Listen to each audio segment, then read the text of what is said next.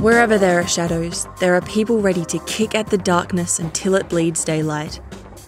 This is Bleeding Daylight with your host, Rodney Olsen. Welcome.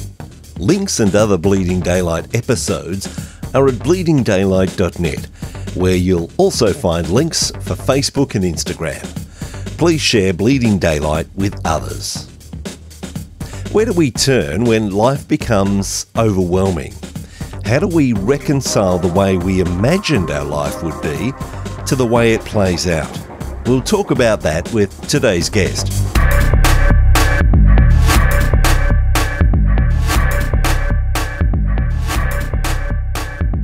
Where do you turn when life doesn't go according to the script you've written in your mind?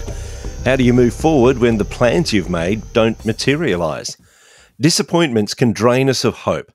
Laura Lopez-Arenas has known what it's like to feel swallowed by life's struggles. She is the author of the book Better Than I Imagined, Transformed by the Love of God. I'm very pleased to welcome her to Bleeding Daylight today. Laura, thank you so much for your time. Thank you so much for having me. It's really an honor and a pleasure to be here with you. I'm wondering if you can take me back to those formative years of your life. What was growing up like for you? So, Rodney, I was raised Catholic. I really always knew God, but I think I really knew him more as an acquaintance and not as a friend and a father. My family went to church. I received all my sacraments. I was baptized as a baby.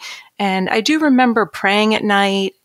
I think it was a really good foundation for me. However, I was really lacking that relationship with God. And I think it's because I really didn't have any role models who knew what it really meant to be saved and to be a Christian and to have that relationship, with Jesus. Where did life take you from growing up in that kind of setting? What did life look like for you? Yeah, so as a kid, I think I really feared God more than I loved him. It was more of checking off the boxes of doing the sacraments, going to Sunday school, attending church, and just my mom would say things like, I might not be watching, but God is. So it was always that very fear-based mentality, I think, that I had. As I got older, I started to really just kind of do my own thing. Because I said, he forgives me. And I think that was my excuse to kind of do what I wanted. So I really started to veer off and just live a life that wasn't in alignment with what God wanted from me. Part of that was because I didn't have the relationship. Part of it was because I really didn't know the Bible. And that's kind of embarrassing to admit. But my whole life, I had a Bible on my nightstand every night, and I never opened it. So I really didn't know the Word of God. I didn't know what he was saying and really the reasoning behind it. And it was all there for me, but I just never read it. In the church that I went to, they read the King James Version, and I found it boring and just couldn't understand it. I kind of wrote off reading the Bible, and I think that was a big part of my problem. Religion is very different from God. Being a Christian means having a relationship with him, and that's what I think really was the difference for me. As I got older, I started to party and drink excessively, just really not living the life that God would have wanted for me. Many times in life, we come to those turning points that make us reassess everything. And I know that you got there. Maybe you can give us an understanding of what were some of those things along the way that lead you to realize, hey, this isn't working. What did life grow to look like for you?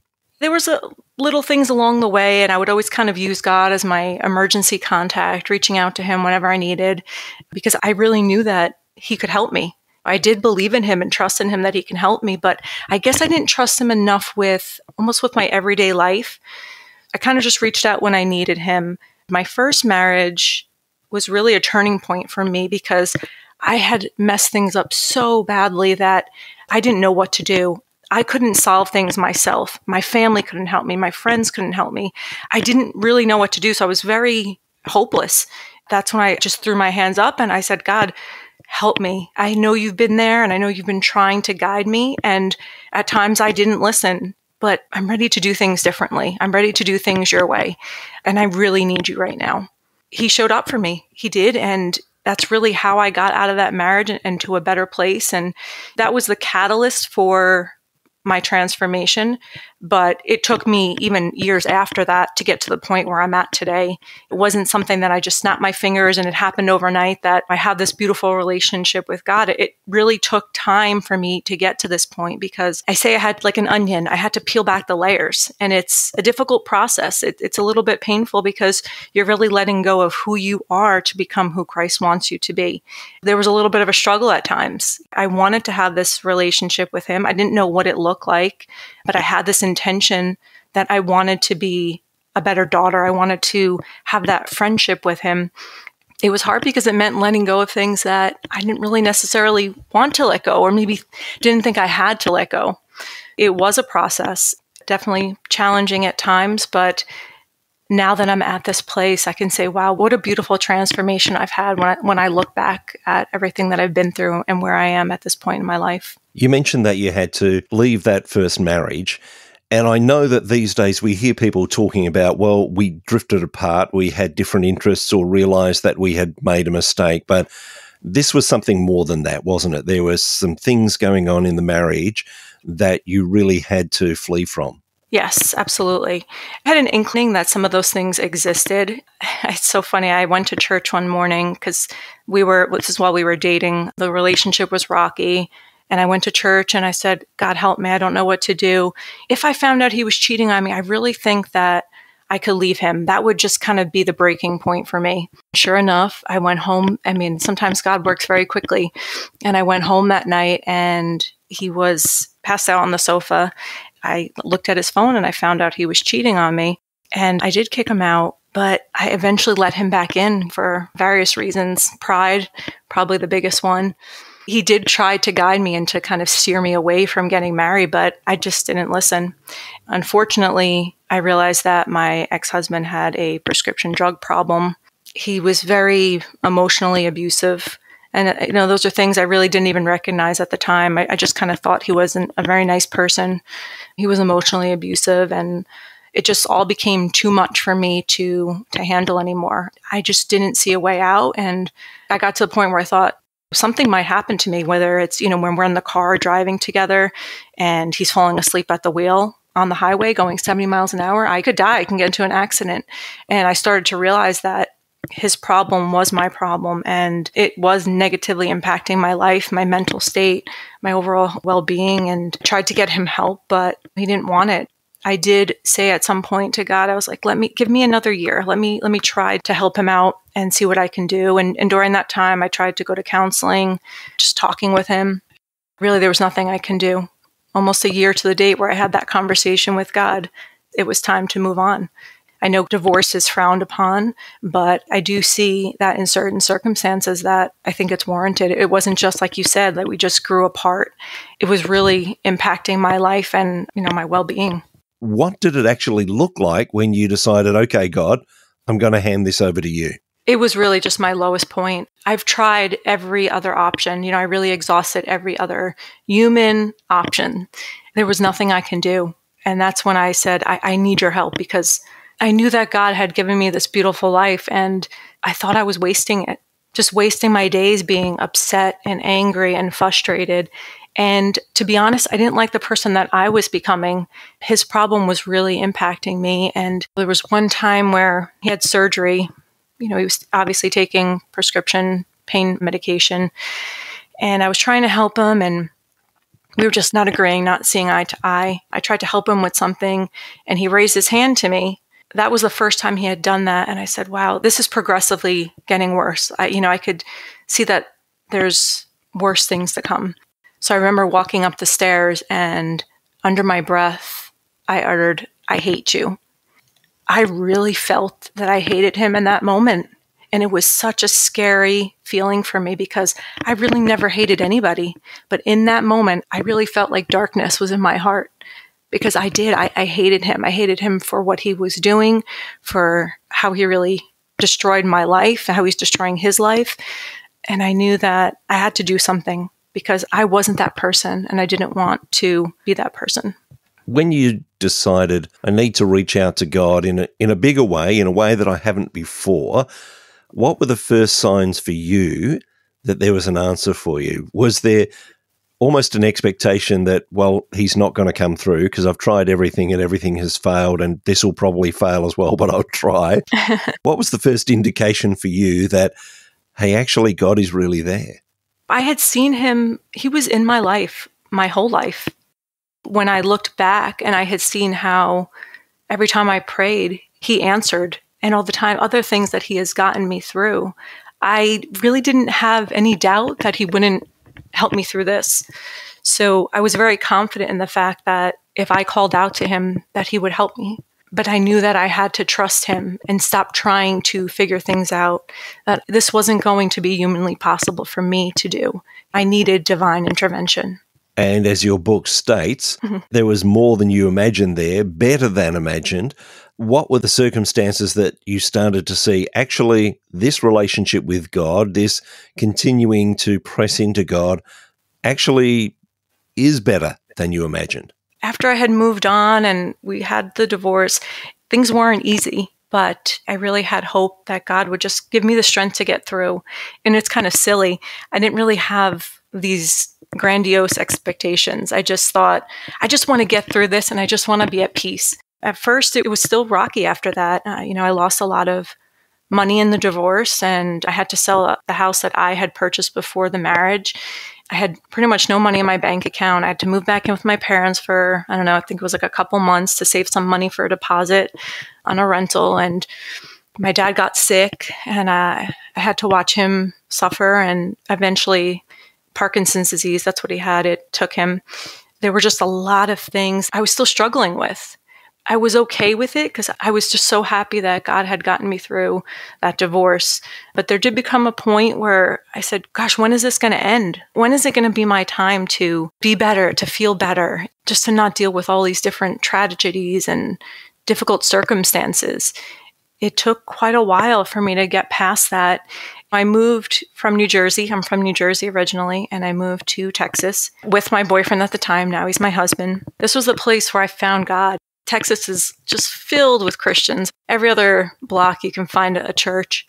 I really believe that being surrounded by other Christians really helped me to grow and got me to the point where I am today. But it was a struggle to get here. There is a difference between, as you say, you recognize God intervening in your life all the way along, that when you were at those pinch points that you prayed and God came through. But there's a difference between that and then that transformation that you talk about. The subtitle of your book is Transformed by the Love of God. How did God start to transform your life? I never realized how God talks to me. I always just thought of it as that gut instinct or the intuition. And the more I got into the Word, the more I realized how God was talking to me. I just really had to be open to listening to Him. It was just a lot of little things that happened that at the time they seemed very insignificant. But now when I reflect back on the past, I can see how all those little things, they just kind of stacked up. It was Him all along, just kind of guiding me, giving me that next step to help me transform to the life that I have today. When I got divorced, I really thought, I'm never going to own a home again. I'm never going to get married. I really thought life would just be kind of mediocre. And, we serve a God that's great and that makes anything possible. It was kind of silly at the time thinking that I just had to live a mediocre life. By trusting in God and just getting to know Him and being obedient, He really just did miracles with my life. I mean, my husband now he's so wonderful. He really is more than I imagined I could have. Just the love and support that He gives me. The relationships are completely different. I really didn't think that was possible for me. Owning a home again, because I was in such a bad place. I had a job, but kind of recovering from selling a house and losing money and getting a divorce. It's kind of tough.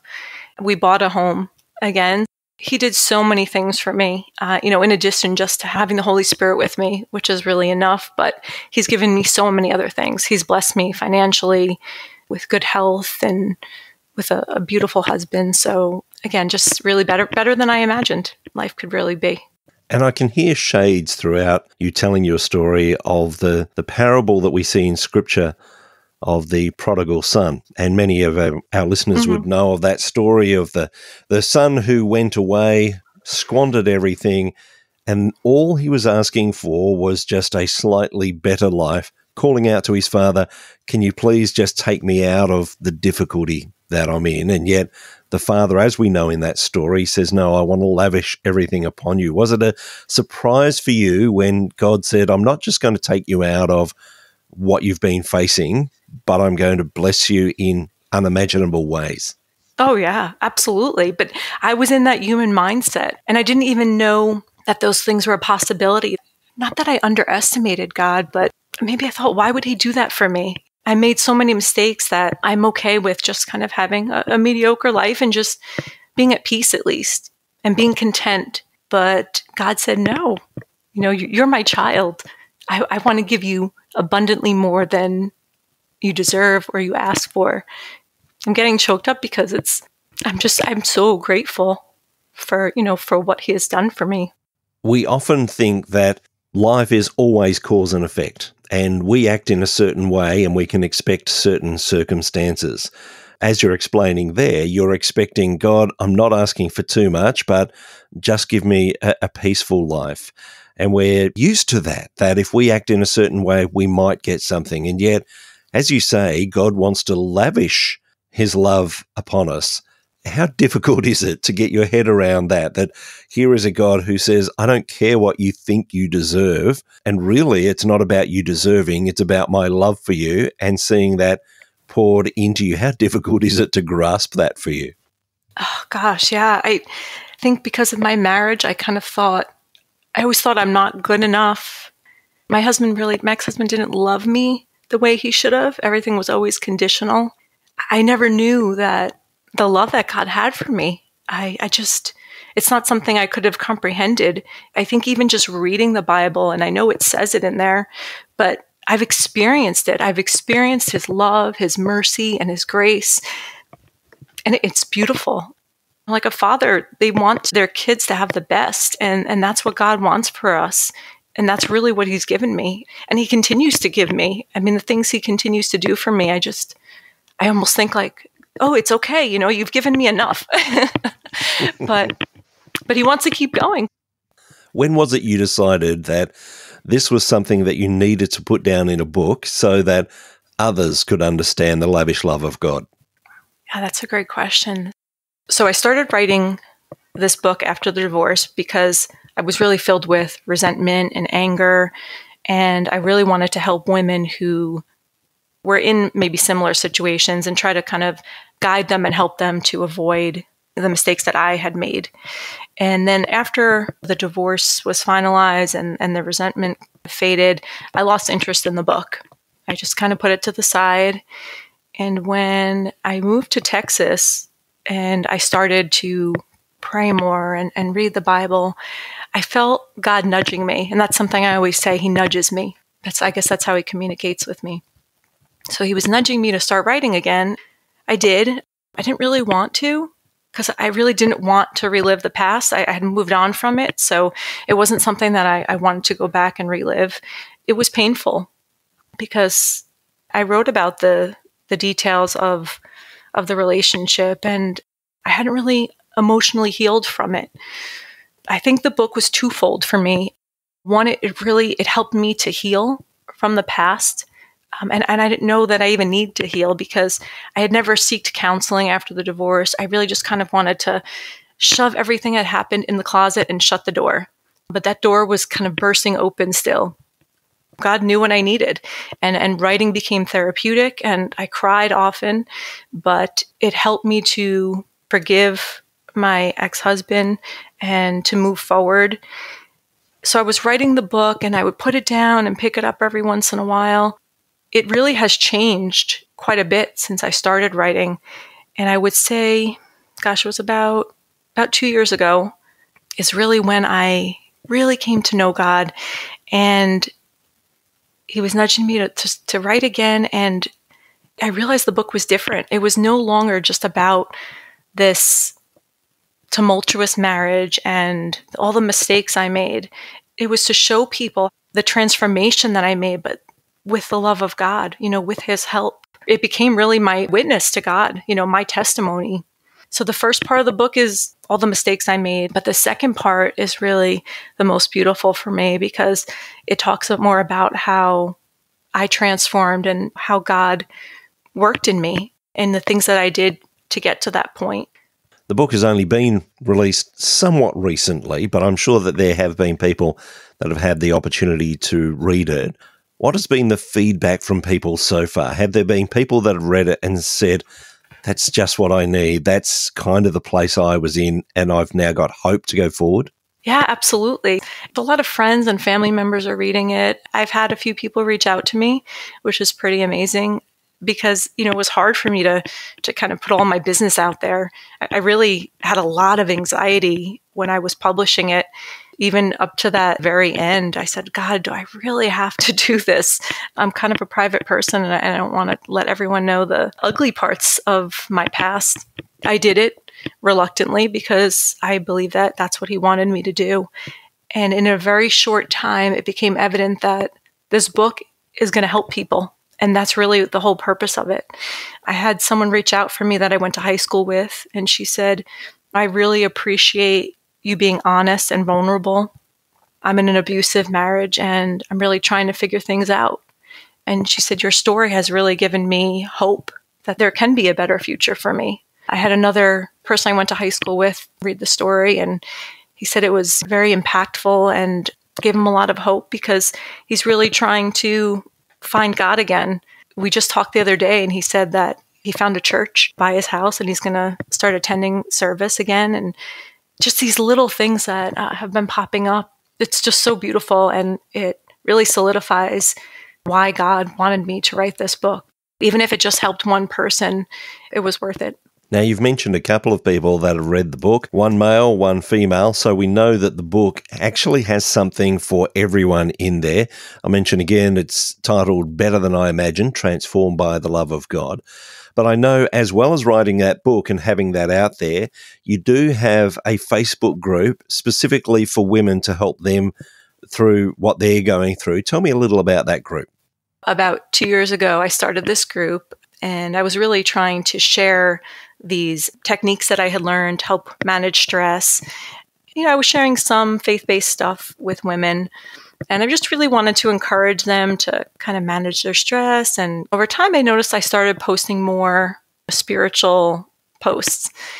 Eventually, God said to me, make it a group about growing your faith.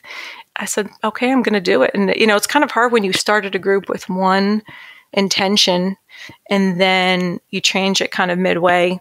I made an announcement in the group that as I'm changing and growing, the group is going to change and grow. Not that we can't post secular, encouraging things, but I really wanted to use it to share God with people, to give them things that they would find encouraging, to educate them, because there were so many things I didn't know. And because I wasn't surrounded by like-minded Christian women, I didn't know so much. The group has really become something that I use as a platform to ask people for prayer requests. If they have prayers, I want to pray for them, or just encourage them, guide them, support them. It's growing.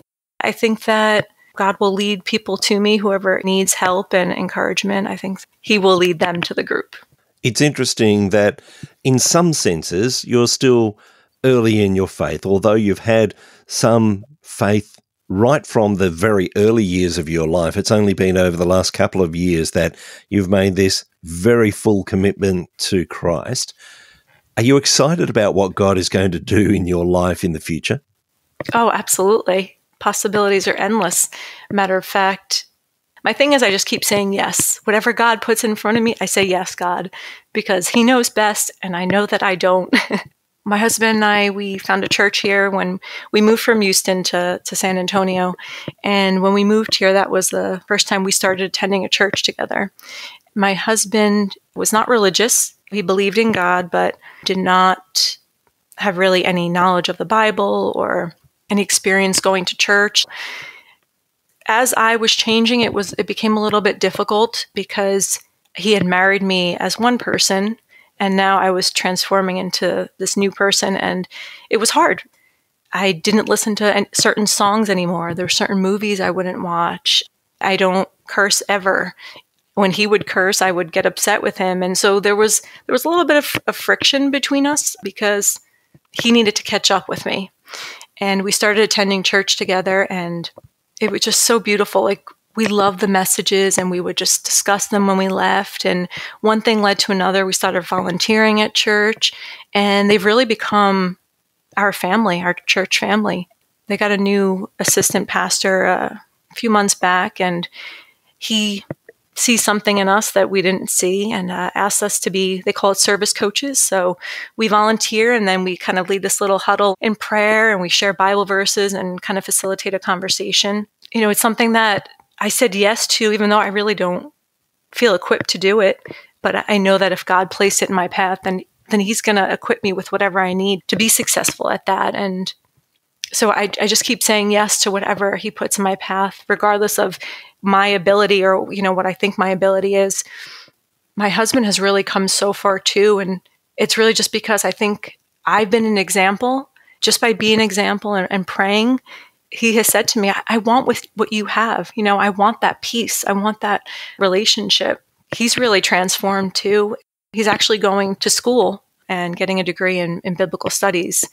It's so crazy because he was a police officer. He was in the military. He served 2 tours in Iraq. Now he's going to school for that.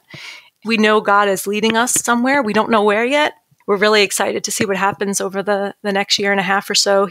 I know God is going to use this and everything else that we're learning along the way to do something big in our lives. Laura, life definitely has been transformed for you. The book, Better Than I Imagined, Transformed by the Love of God, is available through Amazon and other places. I will put a link in the show notes at bleedingdaylight.net so that people can find that. Also, a link to the Facebook group for women so that people can find you easily. But Laura, I just want to thank you for being so open with your story, and thank you for your time on Bleeding Daylight. Thank you for having me. Appreciate it. Thank you for listening to Bleeding Daylight. Please help us to shine more light into the darkness by sharing this episode with others. For further details and more episodes, please visit bleedingdaylight.net.